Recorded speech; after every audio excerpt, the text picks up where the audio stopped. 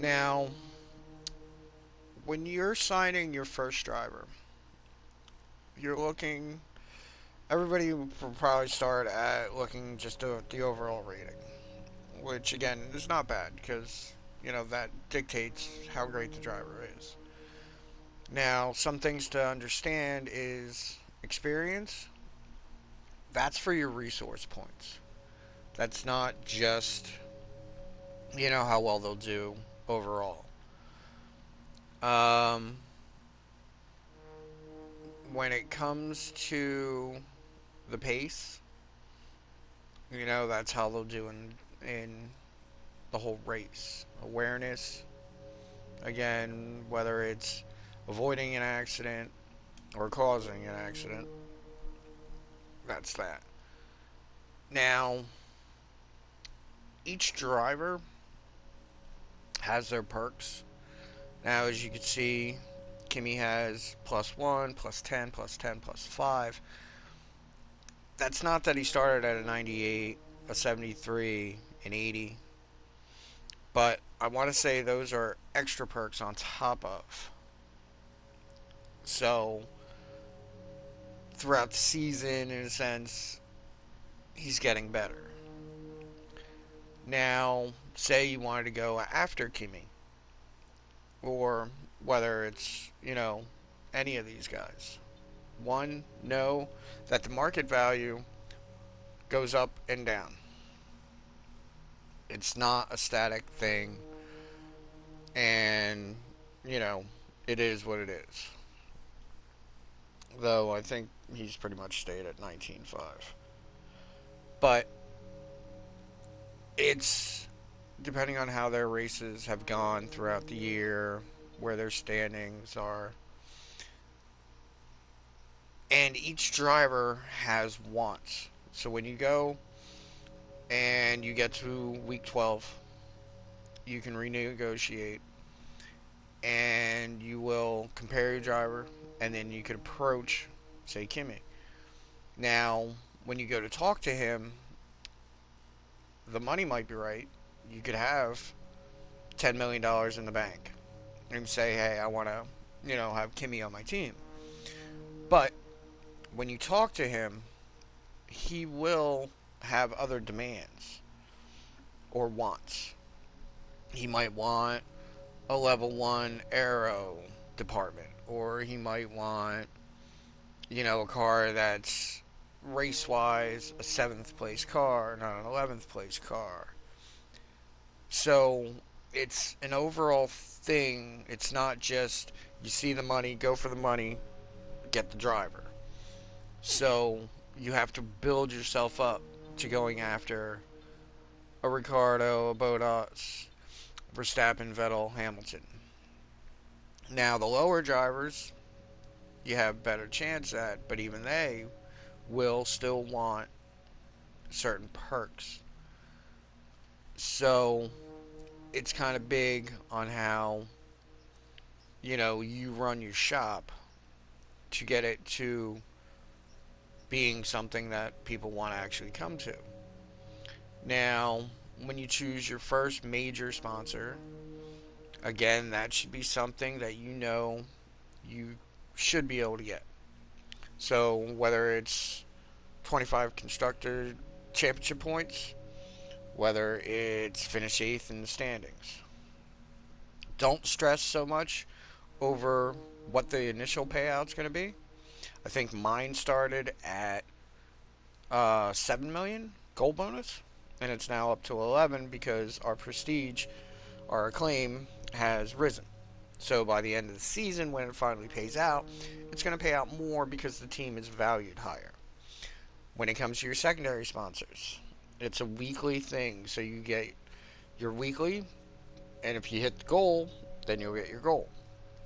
So my Neon will actually pay me just over $500,000. So when you do this, pick something that you think you can get. Pick something, not just seeing the big money. I like to pick shorter contracts.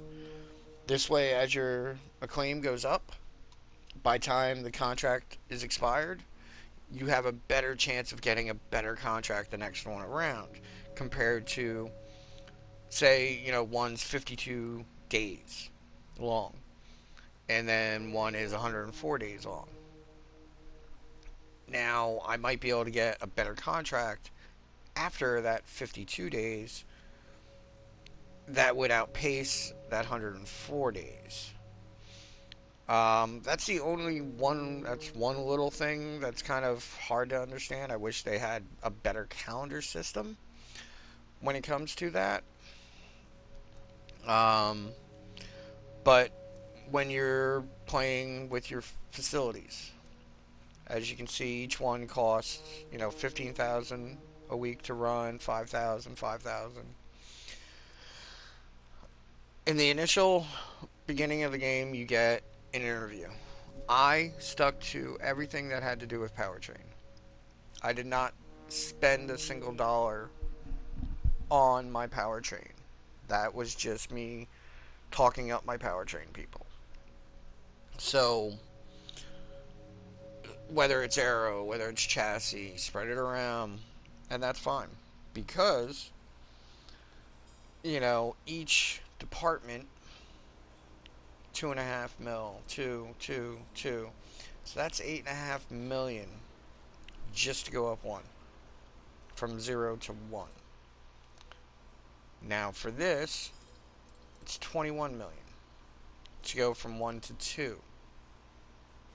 But that again would be, say, something Sebastian Vettel would want. Powertrain level 2. So for me to go after Vettel, you're talking 21 mil on top of that plus 12. So you're talking, 33 million if he doesn't go up.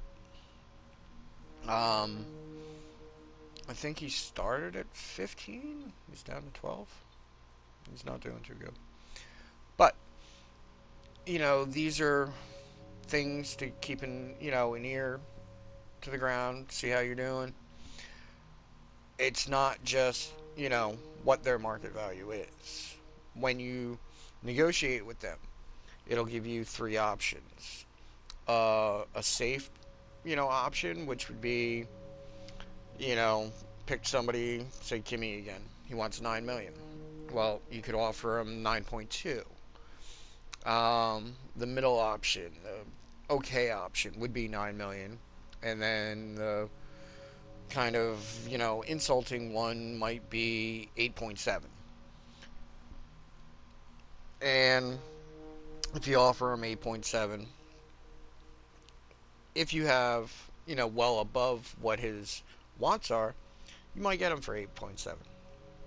But if you offer him 8.7 and he refuses, that's it for that whole season, or until the next driver, update contract. So again, you have to pick and choose the way you go through this. I love this. I will admit I'm kind of playing on junk mode because I just wanted to see what the options were as you're going through this. I didn't want to get, blasted in the face going, oh, I'm going to save up all this money, get myself a driver, and then go, whoops, totally didn't work. So, it's how you go through things, how you choose, pick wisely. Don't, just go for the moon if you don't think you can hit that moon. Take your time, pick wisely, pick smartly, and have a blast with this game because I am totally loving this game, even on cheese mode. It is a great game because it really sucks you into having to do things.